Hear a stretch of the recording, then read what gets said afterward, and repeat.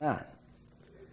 So these racial and ethnic hang-ups, they're present, and we've been influenced by them as well. We've been influenced by the concepts of that. But shirk al-muhabba, love, when you love other than Allah, that's called shirk al-muhabba. That your love, and that's one of the attributes of Allah, is al-wadud, the love. And no one can love you like God can love you.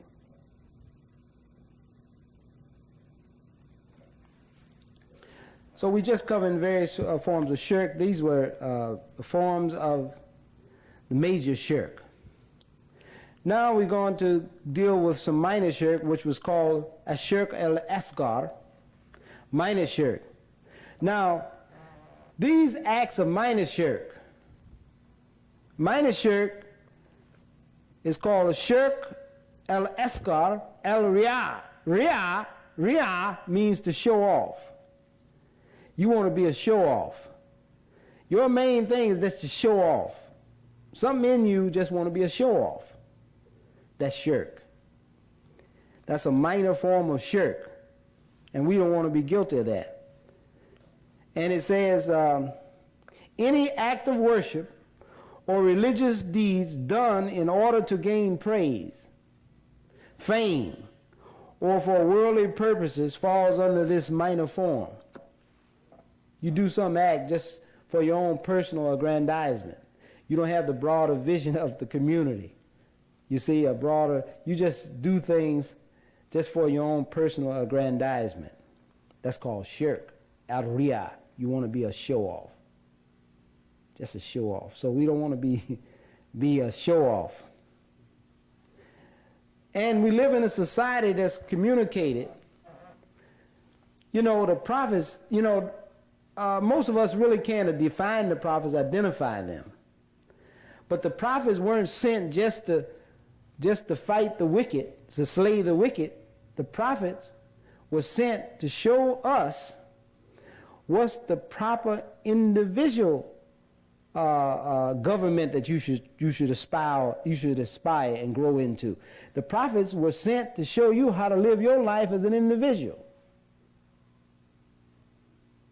So when we study Prophet Muhammad's life and actions, it's to show us how we are to live our lives. You know, some people identify the prophets as just to come to slay the wicked. And they miss the advice of how to live a life. So we live in this sort of society where what's communicated by the market experts is that everybody should have what everybody else has, whether or not you can get it through legal means or what. So you have a bunch of people that feel, I should have this new car. I should have this new house. I should have a wife to look a certain way. Or I should have this. And they can't get it through this way. They get it through, you see. And a lot of this confusion is because they don't have the direction. And there are forces that don't want the true message to come out to the majority of the people. A lot of people are manipulated. And this information alone that we've imparted just so far would help the individual, because they'll see examples where you thrust into situations where you hear you making niyyah, or you making dua, or you loving, you see? And this is where we lose our direction. Okay. Then we have what's known as ashirk al-kafai. This is inconspicuous shirk. This is shirk, implies being inwardly dissatisfied with the inevitable condition that has been ordained for one by Allah. Conscientiously lamenting that had you done or not done such and such, or had you approached such and such, you would have had a better status. Now, this is the situation where you say, good example of shirk al-kafai would be, if I was born white, I'll be in a better situation. I wish I was a white man. I can drive in the car like he has. I can have his beautiful wife. I can have, you see, this is, in other words, you're lamenting that your condition would have changed, if you would be in a better condition if this would have happened. No. Or if I hadn't went way down south and married that woman, I'd be in a whole lot better situation, because that woman, she just sent me through a thing. That's sure. You probably married her because she excited you. You liked her. You this, you know, this was, that was your choice. You know, you saw her in the bar dancing, and you liked the way she was shaking the booty, and the smoke was there, and she turned you on. Now you in the fire, and so many things happen. Now you saying, if I wouldn't have married that woman, I would have married this one over here, I would have been there. That's shirk. Don't look at life that way. It's called shirk we're going to say that one again. Shirk al-kafai is called an inconspicuous shirk. Now this type of shirk implies inwardly dissatisfied with the inevitable condition that's been ordained for one by Allah. Or you might find a person, give you another example. You might find a person been here for 40 years, even in the first, world in the first. They saw the time when we was all, you know, standing up at attention and this and that and the other, and you hear, oh, I can remember when we used to do this, and we had this, and we had this. Now we ain't got nothing. That's shirk. No. What happened was supposed to happen.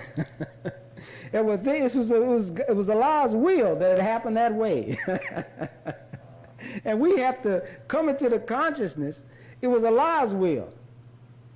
And if we looked at it properly, certain things happen. Our reaction to certain things, the government's reactions, the FBI's, whatever.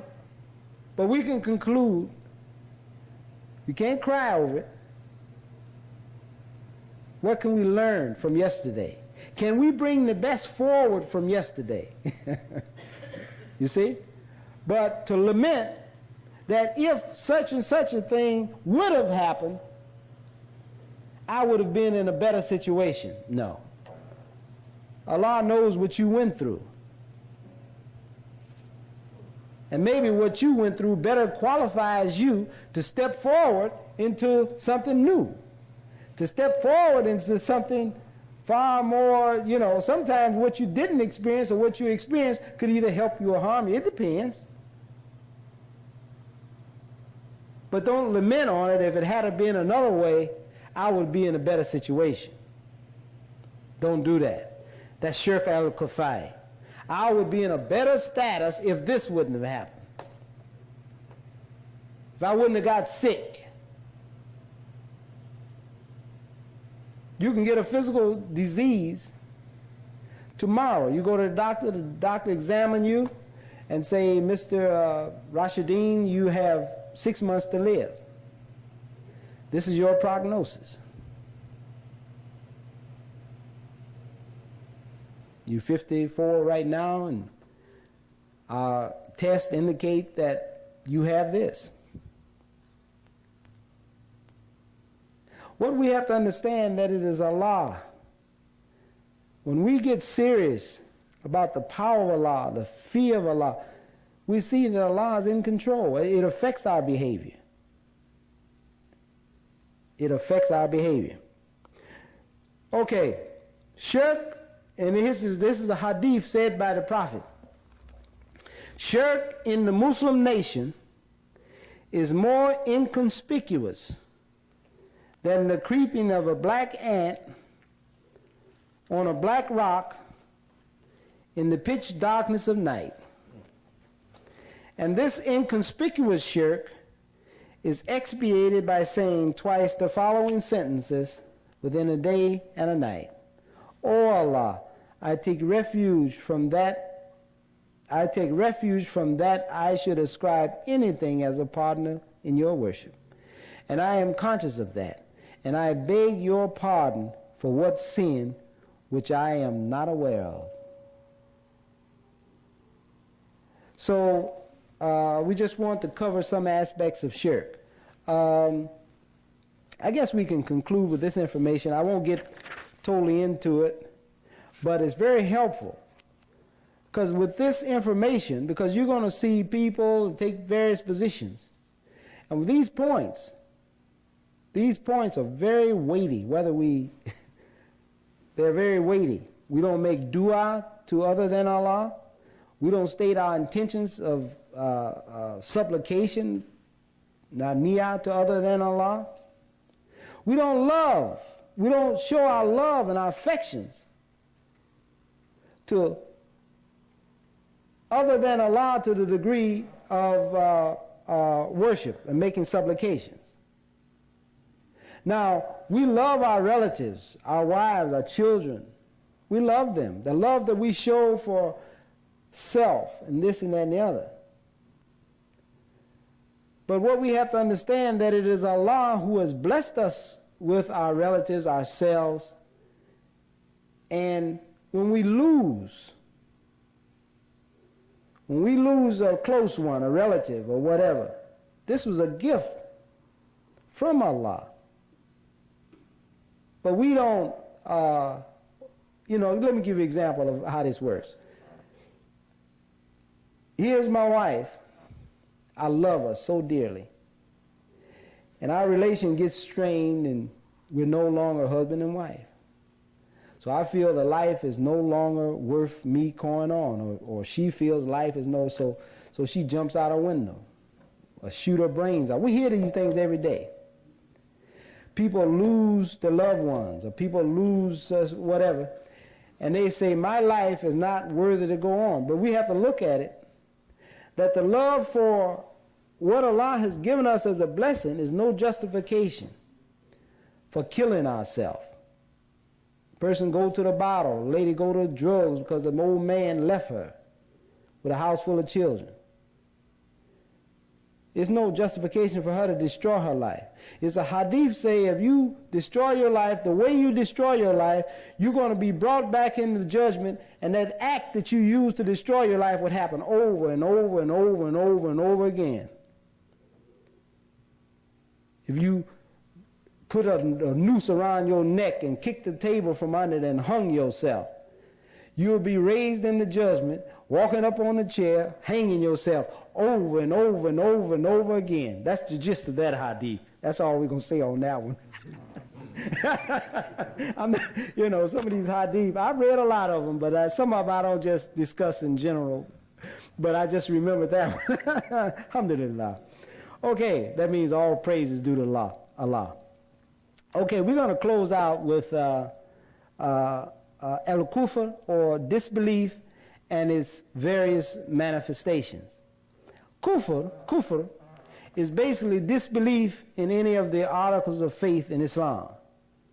And the articles of faith are to believe in Allah, to believe in His angels, to believe in His prophets, to believe in His revealed books, the day of resurrection. It seems like I hear some quails outside. I hear a lot of mumbling. Revealed books, the day of resurrection, and the fate, reward and punishment. Whatever Allah has ordained to come to pass, it will come to pass. The qadr. وَقَدْرُ خَيْرِهِ شَارِهِ مِنَ اللَّهِ تَعَالَى. What reward and punishment? That's the article of our faith. Fate is called fate or qadr. Okay, there are two aspects of disbelief. The major disbelief, this aspect includes one completely from the fold of Islam. And there are 5 types of major disbelief.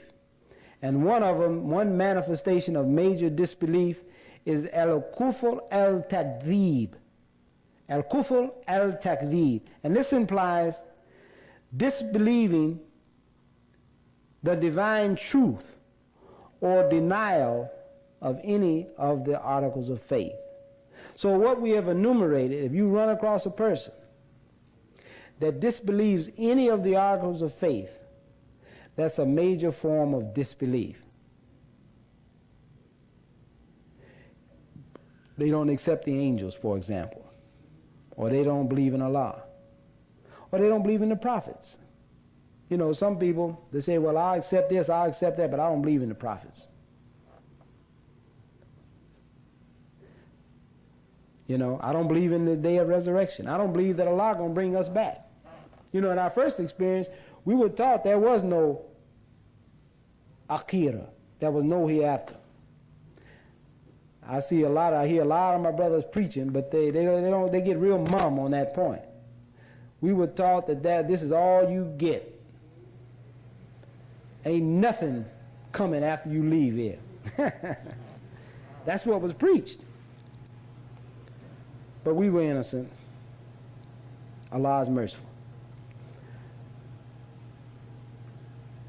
And maybe we'll say this for the next time. This is al-Bukhari. Al-Bukhari is perhaps, his reports have been proven to be very good. Al-Bukhari. So we just wanted to share with you just a few points. The articles of faith. We believe in Allah. We believe in the angels. You know, you got some that they accept Michael and reject Jibreel. You know, you got some that accept, they pick and choose. The revealed books. Now, our articles of faith is to accept the revealed books and revelations that was given to the prophets of God. You know, Abraham was given the, I think it was called the Sahih. It's mentioned in Quran. Maybe we'll do a class. I've done a class on that before, on the books of God, books of Allah, and in the Quran. The Psalms of David, Dawood, the scrolls of David, the different books. So we charge to accept the books. And I think that's healthy psychologically, because if you see a Muslim, and many, sometimes, you know, my Christian relatives or brothers, and I got people that's off into that, and if they say something that makes sense, you hear the Muslim say, Alhamdulillah, that's good.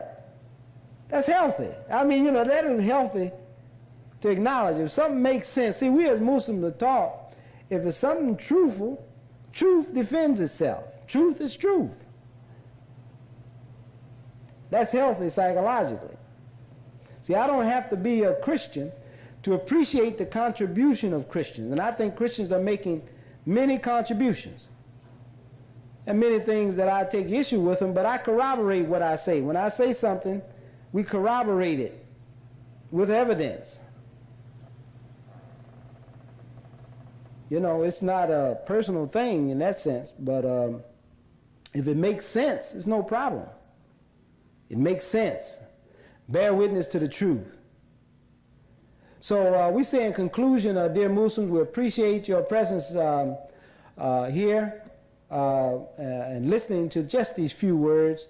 Don't forget, if your schedule is our Tuesday, not Tuesday, our Wednesday at 7, our community day, a social day, we're going to address community concerns, and then we're just going to meet with one another, and we got a lot of things that we want to address, and we want to firm that up so when it gets warmer, in the warmer months, this is going to grow into something far more significant for us as a community. So we appreciate your presence and you sticking out just to hear these few words that we had to share with you. So without any further delay, we'll make a dua. ربنا آتنا في الدنيا حسنة وفي الآخرة حسنة وقنا عذاب النار.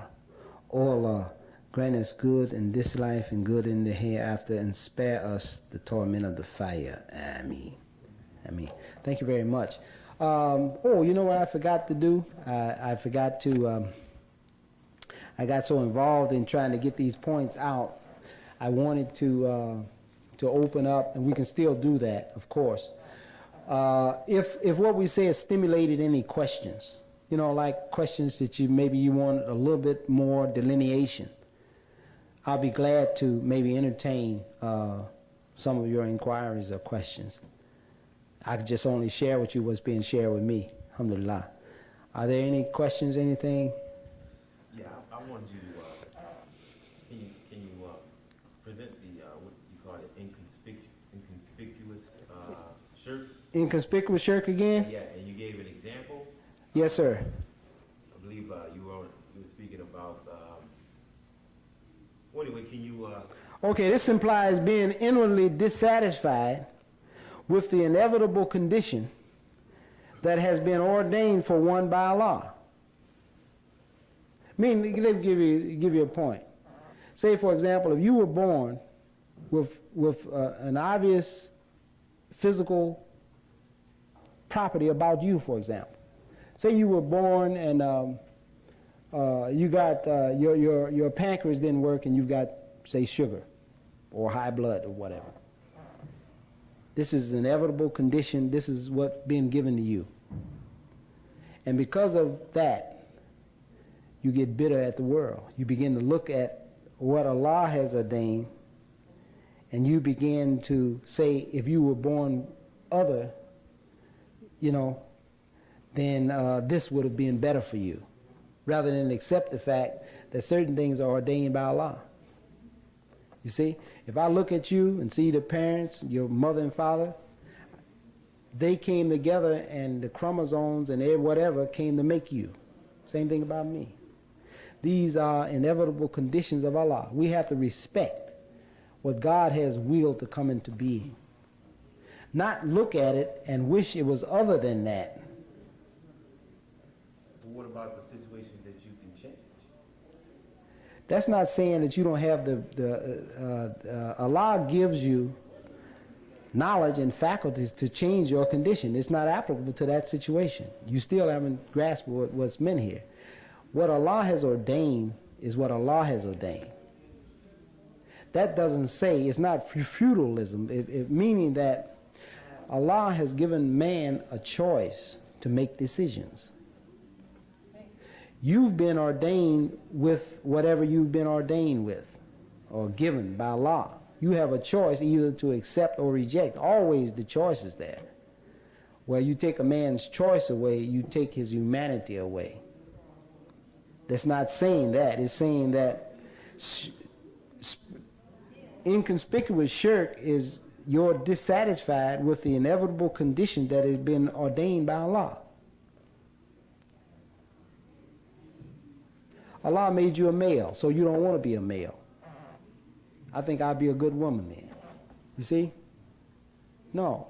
Allah has ordained certain things. And we accept what Allah has ordained. Now, that acceptance could be go either way, meaning that based on what we've been ordained with. But this is primarily speaking of the dissatisfaction. You see? The dissatisfaction, inevitable condition, has been ordained by Allah, but consciously lamenting. Don't forget that part, because it could be perceived as being futile, meaning I've been ordained with this. Allah ordained it, therefore I'm not supposed to change it. I'm not saying that. We're saying that consciously lamenting that if it had been done another way, you see, that you've done or not done such and such, you would have approached it such, you would be in a better status. You don't know that. So you can say, if I was born this way, you say, well, I would be in a better status, but you don't know that. That's to say, if you've been ordained with something, and you consciously lament that you would have been in a better status if such and such would have happened, that's something you don't know. Allah knows you don't. That's a simple way. That's not saying you shouldn't do anything about it. That's just like a person is ordained with high blood pressure.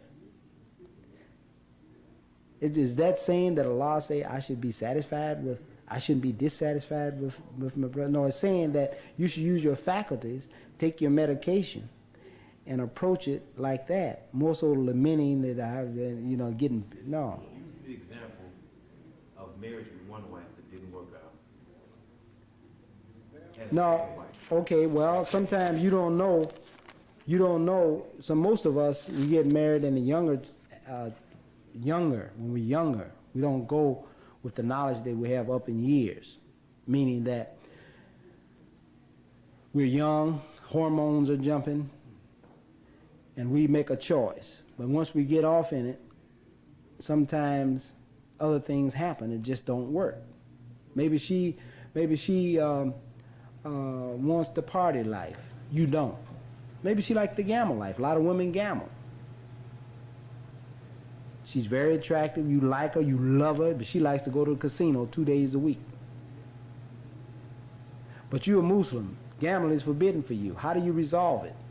How is it going to be resolved? It depends. Maybe she would ultimately come over to where you are, and or you will ultimately go back and both of y'all be over casino. But what happens if it becomes threatening to the relationship? Something's going to be resolved. But this is later on. But later when you're right in it, you don't put these constructions on until you get right in it. But there again, you have a choice as a human being. You can always accept or reject. No one can take your choice from you. You have a choice. Always remember that you have a choice. Don't try to justify it. Say, this is something I'm working on. I have to work on this. But you have a choice. Don't give up your ability to choose. Don't try to improve your condition. When you see it, then you act accordingly. We can't look for others to justify wrong. Allah says wrong. Allah say this here, but then we have to adjust it accordingly. But never just lament that if I had been born, I could say a lot of things in that area. But what was me was me. I didn't do the decision there. That's the way I perceived it. I was a part of humanity that didn't do that. I didn't feel it was necessary for me to do this or that. But what I ended up with, this is me. This is where we have to look at it. This was Allah's will. Allah willed that. Now that I know that, how can I enhance that even more? How can I grow in even to more areas of responsibility? You see, we can't justify certain things. When we come into the knowledge, our own selves obligate us to follow the knowledge once we've come into it. That's the way that works. Yes, sir. When you talk about, you said that Noble Drew wrote his own Quran. Yeah, he's got a book. They call it the Quran, but it's not the Quran. Okay, and then you said something about the Muhammad Ali translation. Yes. Being something from the Ahmadis, is that correct? Yes, the Ahmadi. In fact, I don't have mine. I got one. And when you open the very first cover, it says this is the Ahmadiyya community. Okay. It says that on it, yes. So that's not the actual Quran. That's something they've rewritten. No, it's the Quran, because I told you before the Quran is this Arabic. Yeah. Oh, okay. That's where you have to look at it. Okay. But I'm just saying that community that produces that translation, they got serious problems. But you can't call them on the carpet for the language. The language is good, in fact, par excellent. Okay. But I'm just sharing that with you in terms of the problem their community gonna have to face. Yeah. You can't, as a Muslim, say that Ghulam Ahmed is the prophet. That's a serious problem. Just like we couldn't rightfully say that Farad was God personified. We don't believe in a personification in Islam. We can't hold on to that. Yes. Yes. Is it okay? I'm trying to find out if this is the same person. don't they refer him to like the Mahdi or something? Mahdi, yeah. Mahdi. Okay, right. It's some. Cause I know. I think I have some of his literature. Who is that? Muhammad is it Maulana Muhammad Ali? Is the same person? Maulana Ali. Muhammad Ali. Is he Pakistani? Yeah. And he wrote certain literature. I think I have a book on Uh-huh. how, but I don't. Is what he teaches, is some of it, I mean, correct to Well, a lot of it is correct. But see, here's what I'm sharing with you. Irregardless of how, I'll put it in this way, irregardless of how knowledgeable you get, we don't worship knowledge. We worship Allah. If Allah has blessed you with knowledge, alhamdulillah. And then again, knowledge is not just the end and of itself. Just being knowledgeable, getting in a circle, la, la, la, la. No. Knowledge is applying what you know. Seeing it demonstrated in the society that you're in. We only have a finite number of years on the planet. How can we change it? How many universities? How many people are we graduating? It's an indictment on us when we have so much knowledge and we can't come together and change a lot of this confusion out here. So what happens is we find that we have to begin to apply what we know. And the first thing is applying it with our own selves and with each other. Bringing about what we want. Bringing about our children where they begin to recite Quran and those that we can get their attention. Because a lot of our children, we can't get their attention. But we can't use our own personal experiences to interfere with the broader vision. But you were saying something else about this guy? No, I was just, I didn't want to get caught up to, listening to, or listening to, I guess. Well, you shirk. could. Shirk. I mean, No, listen to everyone. The main thing is, Assalamu alaikum. Wa alaikum salam. The main thing is to listen to everyone. Listen to everyone. Make your assessment. Be strong. Listen and evaluate what everyone is saying. Because I have many things I don't even mention. Because I'm, you don't just, you don't have the time or whatever to mention everything. But listen to everyone and everything. Reverend Hogmaw, listen to him. Now I'm gonna stop that. But listen to what a lot of people are saying and what they are saying. And study it, take it a little bit further. But the bottom line is, all the knowledge, Allah is above all of it. Your head shouldn't get big regardless of how knowledgeable you get. And then you don't want people attracted to you, to follow you. You want people to follow what you represent. It's like the Imam Wafdi Muhammad doesn't want people to follow him. He said, follow what I represent. Don't put the focus on me personally. That's what they did Prophet Muhammad. When Prophet Muhammad passed, Umar said, if anybody here say Prophet Muhammad is dead, I'll cut him. I'll take him. And then it took Abu Bakr to stand up and say, no, those who are worshiping Prophet Muhammad, you see, those who worship Prophet Muhammad is dead. But those who worship Allah, Allah lives forever. So when Abu Bakr stood up and made that stand, that became history. Whatever, we don't worship people and deity and forces. And even the spirit is referring to the angels, Jibreel. It's really the angels. You see, spirit is angel. Many people worship spirits. You see? Many people worship forces of nature. Many people are turned on, and many of them are very knowledgeable people. But we as Muslims have to understand that we have a Quran is the criterion upon which we make our judgment. This qualifies all other books. If somebody is smart, they're intelligent, hey, that is a blessing. This is a ni'mah from Allah. I'm not to worship you. You see? Many of us fall into, we feel cultural. I go places, sometimes you send the sisters. Here they cooking like the Pakistani sisters now. If I've been eating this sister's cooking for 20 years and it's good to me, wholesome, good, why should she want to cook like the Pakistani sister? That's not, Muslim food is not, I don't have to become other than me. You understand? So this is culture. Maybe next, see, I did the wrong thing. This week, I was saying, well, I'll bring it in this way and more so get the information out. But I see that the interaction is probably more fruitful. You know, it benefits, because I'm thinking that benefit a larger audience, whatever, in terms of what we're discussing. And that is, Islam, or El-Islam, is not culturalism to the degree people lose who they are. They're not supposed to do that. Allah has made a diverse. We have unity and diversity, many different cultural expressions. Just like that kufi cap you're wearing. Many Pakistanis came into Islam, and many people say, well, it has something to do with Islam.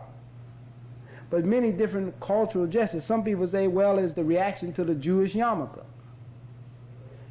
You know, different communities react a different way. They put their mark, their statement. Just like us, Nation of Islam. We had, when we were the Nation of Islam, there were certain things that we were given that are lasting and beautiful. And we were instructed, don't give that up. Just those areas where your culture runs counter to what Allah says in the Quran, then the adjustments have to be made. Your dietary, your this, your that.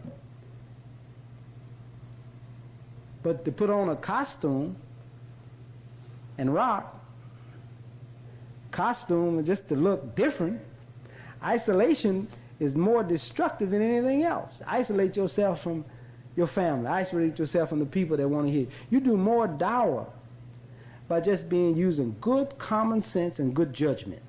People respect that. Good judgment, good common sense. Yes, sir. That brings up one question. This is kind of off of what we're talking about. Alhamdulillah. I wanted to know, is it appropriate to accept a donation for a cause for the masters here from brothers, friends? It's appropriate. It's always appropriate to accept donations. Yes, why not? If people want to donate, why not? Charity is one of the pillars of our faith.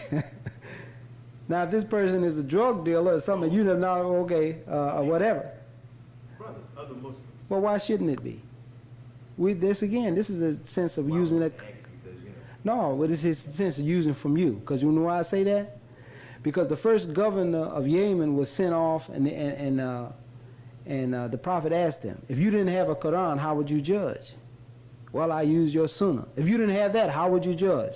I would exert myself with the good common sense to make the judgment. They call it ijtihad. Use your own common sense in the matter. Somebody want to donate, let them donate. well, There shouldn't be any restrictions. You still haven't presented why should you even cast a doubt on a person donating, just using good common sense. Person want to donate to a cause. People do it every day. I do it. You don't you? I donate to cause every day, all the time. They're not Muslim causes, and I donate to it. So just change it around. If somebody want to donate to what you represent, alhamdulillah. I don't see any problem. In other words, what I'm saying, I don't see any problem just using basic, what would you consider appropriate and honorable in the circumstance? Any other questions? Yeah, alhamdulillah. But yeah, you know, that idea, you know, the idea of, yeah, don't isolate yourself. The Prophet, go around people. Don't just you know, don't isolate yourself. Because you'll come in a situation where people will suggest to you something. They'll see you there and they'll suggest to you something. Then you tell them, oh no, that's something we don't do. You know, and try to, you know, pick where you go in many cases, you know. But if sometimes you're around relatives, you're around people and whatever, people will notice when you don't partake in a lot of what they're into. But you don't have to make it an issue. You don't have to wear it on your sleeve. You'll have an opportunity to voice what you represent. You know, you'll have that opportunity. It'll come. Yes, sir. I have a question, just touch on something you said about food, someone cooking food for you. I understand that, if I can recall correctly, I understand that pork is absolutely forbidden. The eating of meat with blood in it, or Yes. liver, Yeah. And was one more thing. Was it carrying or? Carrying, yeah. But be that in some instances, he was speaking on like how far do you want to take not eating pork to the point where you don't want to just eat the meat, but like its byproducts and things of that sort. I mean, how far do you take that? Because I've been in a situation where your diet. I know the Honorable Elijah Muhammad to a degree had limited the diet, and then some brothers would take that like you can't eat this or that. Okay, let me share something with you real quick. Let me share something with you. The Muslim is at peace with the pig. God created the pig. We just don't eat it. See, the main thing is the emphasis. If your life depended on you surviving and no other food around, you're permitted to eat the pig. You're permitted to eat it. Meaning that sometimes you're in a situation, you're thrust in a situation. You don't have to make that your emphasis of your conversation. I'm at peace with the pig. I see people eating it. I see relatives. I'm over at my grandmother's house. Granddad, he eating pig. I don't make that an emphasis. I don't make that the emphasis out of good judgment. I'm at peace with the pig. I don't eat it. But it's the emphasis. I know that if my life depended on me surviving, and that was the only food, I'm permitted to eat it. But I don't eat it. The main impetus for me not eating it because Allah say don't eat it. I don't have to get into conversations about the trichinosis worm. I don't have to get in conversations about refrigeration, when the refrigeration comes to me. I don't have to get involved with any of that. I don't eat it because Allah say don't eat it.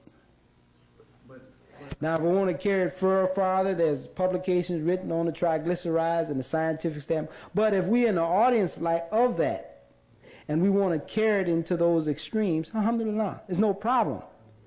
But sometimes you have to give, if you're in mixed company, and if it's pointed to you, you can say quite categorically, I choose not to eat it, or I don't eat it. If they want to carry it further, well, these are instructions by Allah. Allah has deemed these things illegal for me to eat. Every time the sound has been in some bad situations where you eat a bag of chips. I mean, eat your chips. You like these chips, when this process.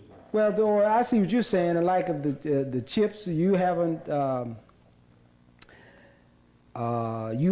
going to extremes. Allah say don't go to extremes.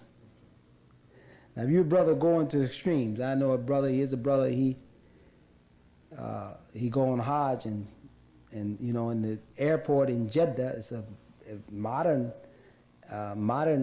toilet facilities, but it's no toilet. It's a hole, it's marble floor, and it's rails that you hold on. It's a thing you spray with. Brother go over in the Middle East. Now he comes home. He takes his toilet out. He puts marble floor, and he squats down. He do all. Now see, he's carrying it to extremes, in my judgment. His perception. Oh, I want to be clean, But he has company that's American, that choose not to.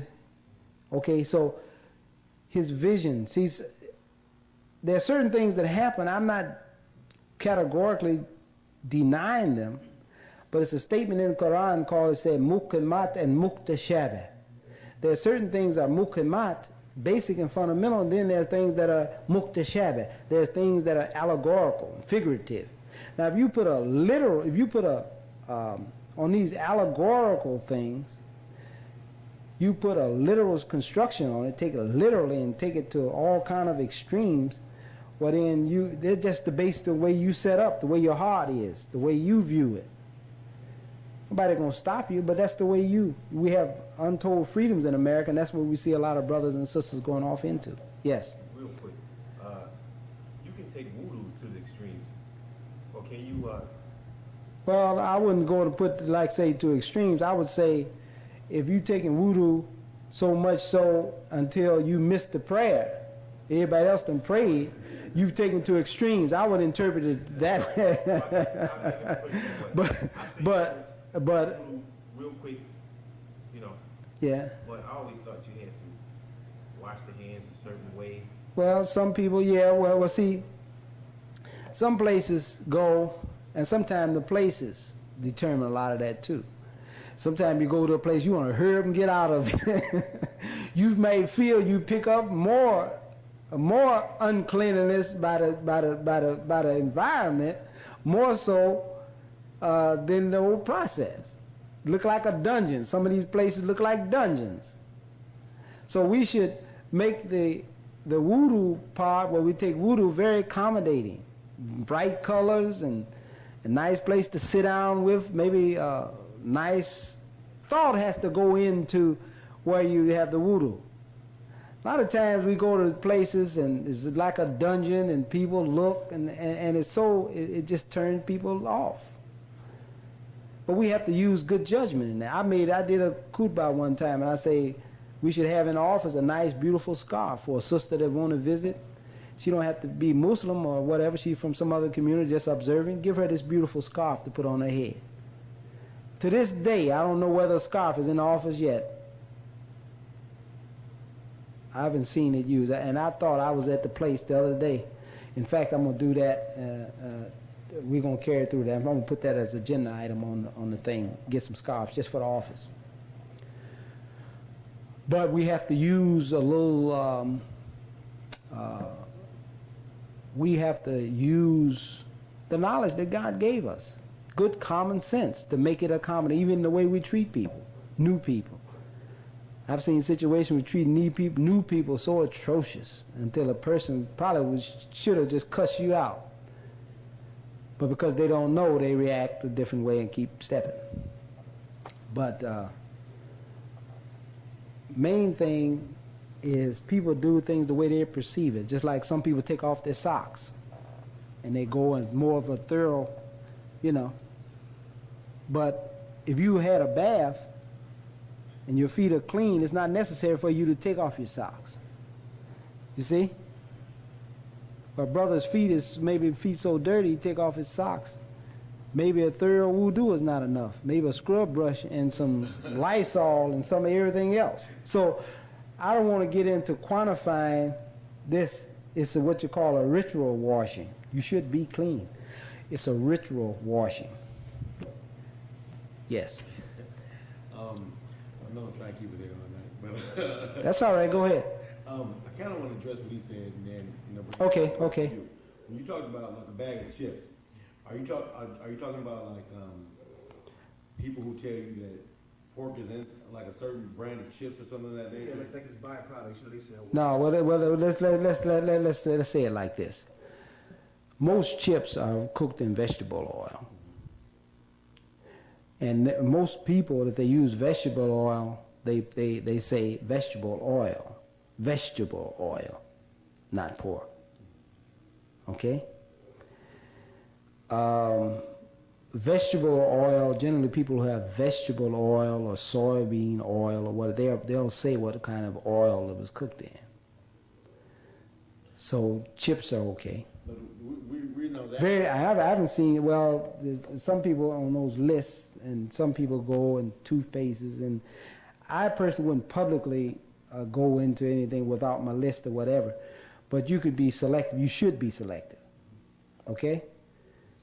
I think the things that we can spend our time on, not so much the chips. I don't see many pork.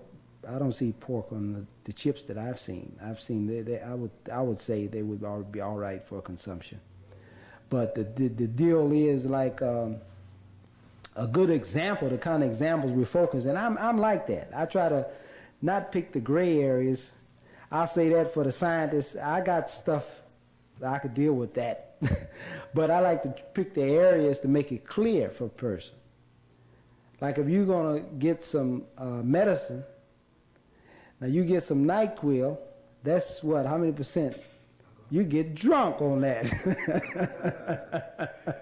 Where the Muslim should make a better selection on some kind of preparation that's going to help him sleep good, okay? Okay? So NyQuil got so much alcohol in it that the brother get drunk. So that should be clear for him to understand that I won't get the NyQuil. Maybe I'll go to the health food store and get something that would help me with my cold and sleep good. Maybe some kind of tea or something, okay? So it is making good selections, knowing what's the choice and make a better choice. But we don't just dwell on that particular thing and lose focus on everything else. You know, at least eat. You got a lot of people now starving themselves to death because of what's up here. Go ahead. Right, and that's what I think I've made a pretty good transition from stop doing that. Okay. It take 4 hours just going to the grocery store if you're trying to find out, And then I was speaking to a Orthodox Jew one day. I worked with him actually, and he couldn't eat a lot of food because like Muslims, their diet has these restrictions as well. And he was talking about like certain symbols that are on like On foods and stuff, yeah. To signify that yes, it's acceptable to eat, or that it doesn't have certain. Yeah, selective. Well, he's selective, yes. Right. Now, what's your question? Well, my question was that as a Muslim, was that taken to an extreme? No, you should be selective in your food. You should try to get halal. If you can't, you should be seriously thinking about getting with brothers and try to ultimately get it. But be realistic with where you are. Be realistic to your supports and whatever. That's why it's always good to, a good teacher points out many of the pitfalls that we get into because of our trying to do it on our own, not following leadership. Okay? And we go off into a lot of spooky stuff.